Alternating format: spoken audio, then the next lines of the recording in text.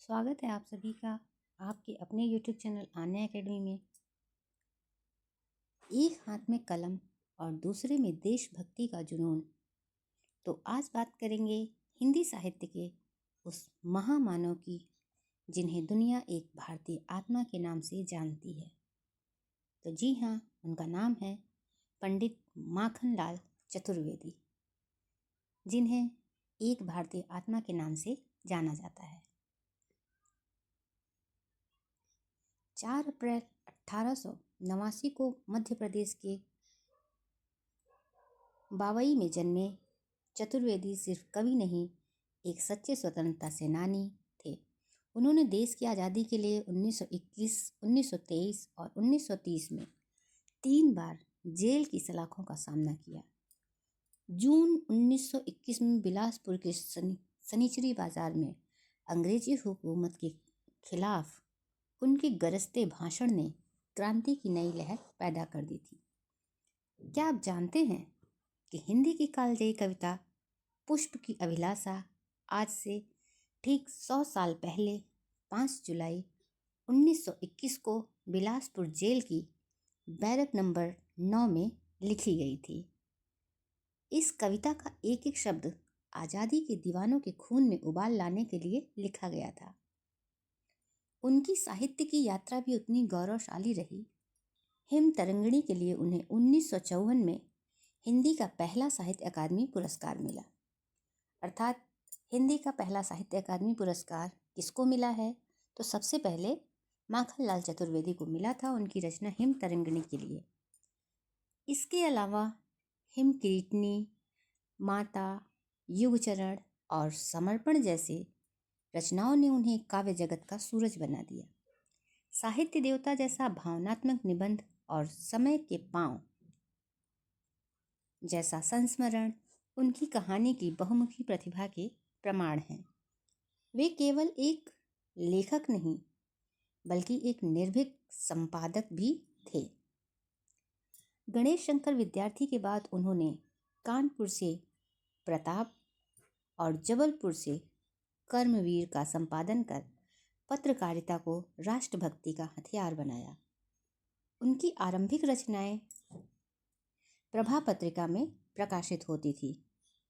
आज भी उनकी ये पंक्तियां युवाओं के भीतर जोश भर देती हैं। रक्त है या नसों में क्षुद्र पानी, जांच कर तू शीश दे देकर जवानी। सागर विश्वविद्यालय में मानद डॉक्टरेट और 1963 में पद्म भूषण से सम्मानित चतुर्वेदी जी ने 30 जनवरी 1968 को इस संसार से विदा ली। लेकिन उनकी भारतीय आत्मा आज भी हर देशभक्त के शब्दों में जीवित है। तो माखनलाल चतुर्वेदी से संबंधित परीक्षा के जो महत्वपूर्ण तथ्य हैं, आइए उनको हाईलाइट करते हैं। तो उनका जन्म 4 अप्रैल 1889 में बावई मध्य प्रदेश में हुआ। उनका उपनाम एक भारतीय आत्मा है और उनका प्रथम काव्य संग्रह है हिम किरीटनी, जो कि 1941 में प्रकाशित हुआ। और उनकी जो विशेष उपलब्धि रही है हिंदी साहित्य में वो यह है कि हिम तरंगिणी पर पहला साहित्य अकादमी पुरस्कार 1954 में माखनलाल चतुर्वेदी को मिला। उनका जो प्रमुख नाटक है वो है कृष्णार्जुन युद्ध, जिसका प्रकाशन वर्ष 1918 है। और उनकी संयुक्त काव्य संग्रह है त्रिधारा। त्रिधारा को उन्होंने सुभद्रा कुमारी चौहान और केशव प्रसाद पाठक के साथ लिखा है। यह थोड़ा छोटा सा परिचय था माखनलाल चतुर्वेदी जी का। अब उनसे संबंधित सभी परीक्षाओं में पूछे जाने वाले जो महत्वपूर्ण प्रश्न बन सकते हैं माखनलाल चतुर्वेदी से, उनको अब हम लोग इस वीडियो में आगे जानते हैं। और उससे पहले आप सभी से मेरा निवेदन है कि अगर आप पहली बार चैनल को विजिट कर रहे हैं तो आप चैनल को सब्सक्राइब कर लीजिए और आप मेरे YouTube फैमिली का हिस्सा बनिए, क्योंकि हिंदी की कोई भी परीक्षा हो उन सभी परीक्षाओं में मेरे चैनल की ओर से जो भी वीडियो अपलोड किए गए हैं वह बहुत ही महत्वपूर्ण हैं और अगर आपको वीडियो पसंद आता है तो वीडियो को लाइक करना मत भूला कीजिए और कमेंट बॉक्स में अपनी राय ज़रूर बताइए। तो पहला प्रश्न, माखनलाल चतुर्वेदी का जन्म कब और कहाँ हुआ है? तो माखनलाल चतुर्वेदी का जन्म मध्य प्रदेश बावई में 1889 में हुआ। चतुर्वेदी जी को किस उपनाम से हिंदी साहित्य में प्रसिद्धि मिली? तो चतुर्वेदी जी को एक भारतीय आत्मा के नाम से हिंदी साहित्य में प्रसिद्धि मिली। और इनको यह नाम क्यों मिला? क्योंकि देश प्रेम और बलिदान की भावनाओं से ओतप्रोत रचनाएं ये लिखा करते थे। इस कारण से उन्हें एक भारतीय आत्मा कहा जाता है। पुष्प की अभिलाषा कविता माखनलाल चतुर्वेदी ने किस जेल में रहते हुए लिखा था?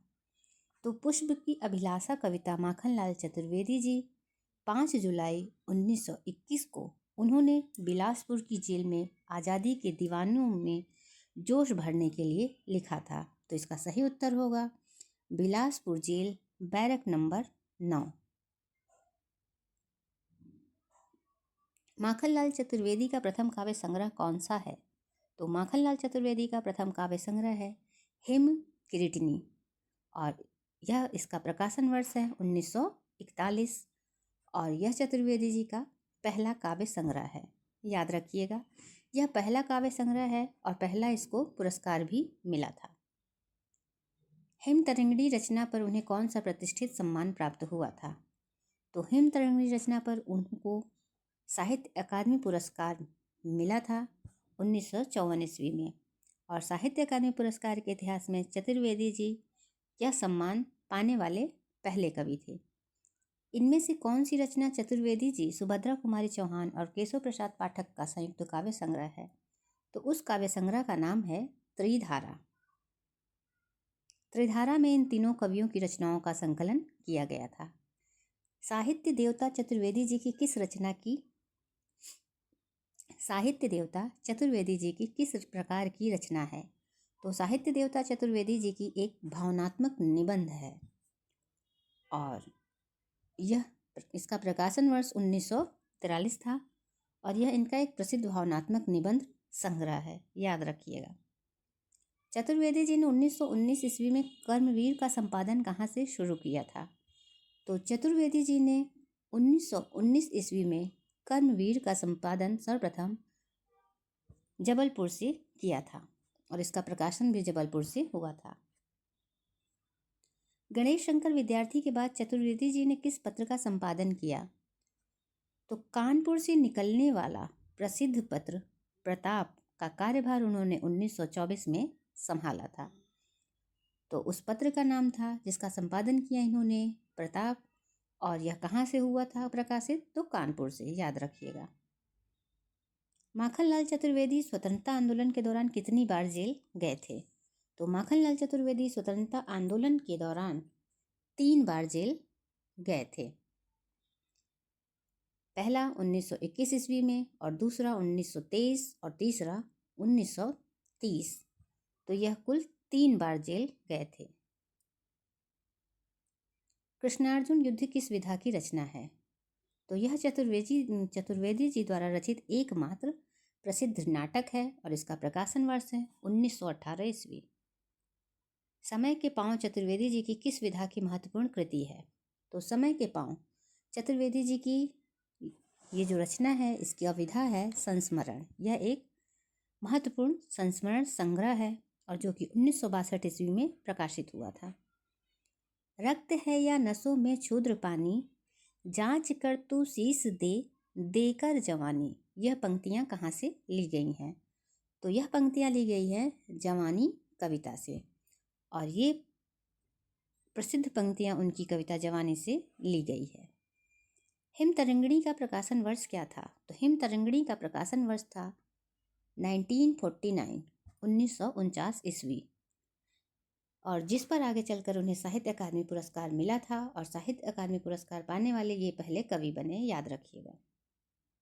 माखनलाल चतुर्वेदी को पद्म भूषण से कब सम्मानित किया गया था?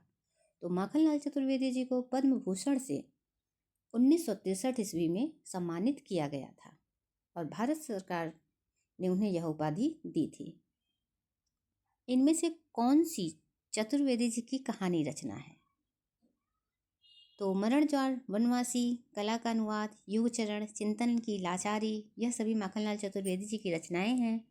और इसमें से वनवासी और कला का अनुदान ये आपका कहानी रचना है। किस पत्रिका में माखनलाल चतुर्वेदी की आरंभिक रचनाएं प्रकाशित होती थी? तो प्रभा में चतुर्वेदी जी की आरंभिक रचनाएं प्रकाशित होती थी और चतुर्वेदी जी ने प्रभा पत्रिका का संपादन भी किया था, याद रखिएगा। चतुर्वेदी जी ने किस संस्कृत महाकाव्य का अनुवाद किया था? तो माखनलाल चतुर्वेदी जी ने शिशुपाल वधम, जो कि एक महाकाव्य है, इसका अनुवाद किया था। अमीर इरादे गरीब इरादे, यह माखनलाल चतुर्वेदी जी की जो रचना है, इसकी विधा क्या है? तो इस रचना की जो विधा है वो है, यह एक निबंध है और यह उनके प्रसिद्ध निबंधों में से एक है और इसका प्रकाशन वर्ष है 1960 ईस्वी। गंगा की विदा कविता में गंगा को किस दृष्टि से देखा गया है? तो गंगा की विदा कविता में गंगा को भौगोलिक, आर्थिक, सांस्कृतिक और आध्यात्मिक, इन दृष्टियों से देखा गया है। अर्थात इस चर्चित कविता में गंगा के बहुआयामी स्वरूप का वर्णन है। वेणी लो गूंजे धरा काव्य संग्रह का प्रकाशन कब हुआ? तो वेणी लो गूंजे धरा यह माखनलाल चतुर्वेदी जी का बहुत प्रसिद्ध काव्य संग्रह है और इसका प्रकाशन 1962 ईस्वी है। इसका प्रकाशन वर्ष 1962 है। सागर विश्वविद्यालय द्वारा उन्हें कौन सी मानद उपाधि दी गई थी? उन्हें सागर विश्वविद्यालय द्वारा मानद डॉक्टरेट की उपाधि प्रदान की गई थी। द्वारबली का खोल चल भूडोल कर दे, यह ओजस्वी पंक्तियां किस कवि की हैं? तो यह ओजस्वी जो पंक्ति है वो है माखनलाल चतुर्वेदी की और ये पंक्तियां चतुर्वेदी जी की बलिदान की भावना को प्रकट करती है। मरण ज्वार काव्य संग्रह का प्रकाशन वर्ष क्या है? तो मरण ज्वार काव्य संग्रह का प्रकाशन वर्ष है 1963 ईस्वी। माखनलाल चतुर्वेदी जी का निधन कब हुआ है? तो माखनलाल चतुर्वेदी जी का निधन 30 जनवरी 1968 ईस्वी में हुआ। चतुर्वेदी जी ने 30 जनवरी 1968 को अंतिम सांसें ली। तो उम्मीद है कि आज का वीडियो आपको पसंद आया हो। तो इसी तरह की महत्वपूर्ण क्लास के साथ मिलते हैं कल की क्लास में और आप सभी का वीडियो के अंत तक बने रहने के लिए धन्यवाद।